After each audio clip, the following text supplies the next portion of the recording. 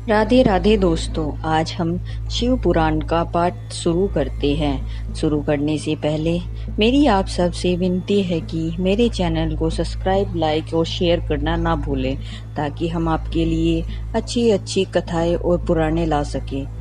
ओम नमः शिवाय। चलो आइए शुरू करते हैं। राधे राधे दोस्तों, आपका फिर से स्वागत है मेरे YouTube चैनल राधे श्याम में। आज हम आपको आगे की कथा सुनाते हैं। भगवती उमा के काली का अवतार की कथा। समाधि और सूरत के समक्ष मेधा का देवी की कृपा से मधु केटभ के वध का प्रसंग सुनना।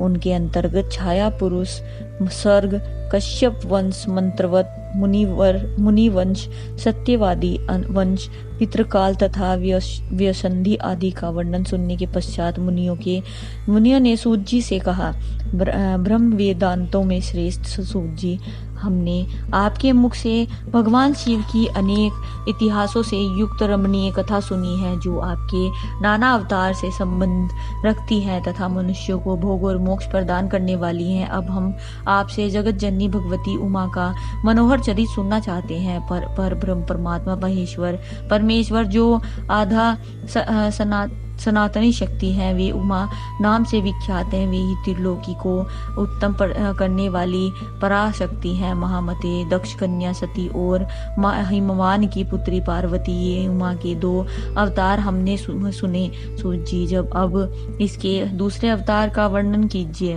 लक्ष्मी जननी जगदम्बा उमा के गुणों को सुनने से कौन बुद्धिमान पुरुष विरत हो जाते हैं। ज्ञानी पुरुष भी कभी उनके कथा श्रवण के शुभ अवसर को नहीं छोड़ते हैं। सूत जी ने कहा, महामतो, तुम लोग धन्य हो और सर्वदा कृतकृत्य हो, क्योंकि अम्बा उमा के महान चरित्र के विषय में पूछ रहे हो। जो इस कथा को सुनते, पूछते और बाँचते हैं, उनके चरण कमलों की धूलियों को ही ऋषियों ने तीर्थ माना है।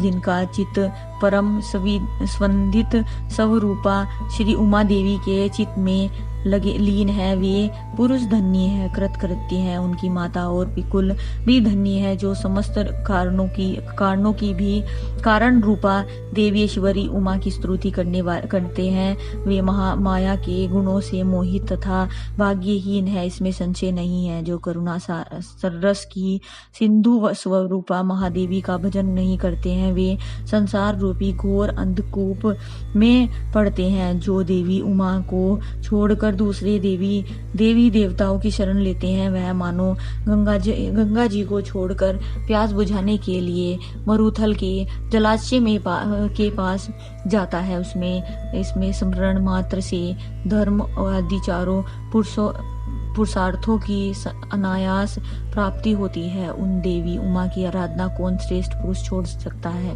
पूर्व काल में महामना सुरथने महर्षि मेघा से यही बात पूछी थी। उस समय मेधा ने जो उत्तर दिया, मैं वही बात बता रहा हूँ, तुम लोग सुनो। पहले स्वारोचिष मनवंतर में वीरत नाम से प्रसिद्ध एक राजा हो गए। उनके पुत्र सूरत हुए, जो महान बल और पराक्रम से संपन्न थे। वे दान, निर्गुण, सत्यवादी, धर्म कुशल, विद्वान, देवी भक्त, दया सागर तथा प्रजाजनों का भली भांति पालन करने वाले थे।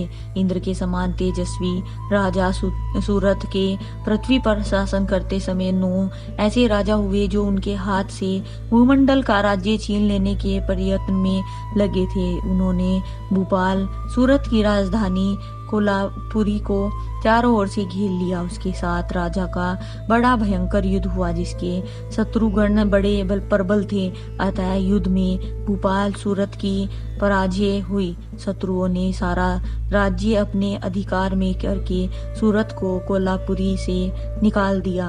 राजा अपनी दूसरी पुरी में आए और वहां मंत्रियों के साथ रहकर राज्य करने लगे, परंतु प्रबल विपक्षियों ने वहां भी आक्रमण करके उन्हें पराजित कर दिया। देव योग से राजा के मंत्री आदि गण भी उनके शत्रु बन बैठे और खजाने में जो धन संचित था, वह सब उन विरोधी मंत्री आदि ने अपने हाथ में रख कर लिया। तब राजा सूरत शिकार के बहाने अकेले ही घोड़े पर सवार हो नगर से बाहर निकले और गहन वन में निकल गए। इधर उधर घूमते हुए राजा ने एक श्रेष्ठ मुनि का आश्रम देखा, जो चारों ओर फूलों के बगीचे लगे होने से बड़ी शोभा पा रहा था। वह वेद मंत्रों की ध्वनि गूंज रही थी। जब जीव जंतु शांत भाव से रहते थे, मुनि के शिष्यों तथा उनके भी शिष्यों ने उस आश्रम को सब ओर से घेर रखा था। महामते विपर्व मेघ के प्रभाव से उस आश्रम में महाबली व्यग्र आदि अल्प शक्ति वाले गो आदि पशुओं को पीड़ा नहीं देते थे। वहां जाने पर मुनीश्वर मेधा ने मीठे वचन, भोजन और आसन द्वारा उन परम दयालु विद्वान नरेश का आदर सत्कार किया। एक दिन राजा सूरत बहुत ही चिंतित तथा मुंह के वशीभूत होकर अनेक प्रकार से विचार कर रहे थे। इतने में ही वहां एक वैश्य आ पहुंचा। राजा ने उससे पूछा, भैया तुम कौन हो और किस लिए यहाँ आए हो? क्या कारण है कि दुखी दिखाई दे रहे हो? यह मुझे बताओ।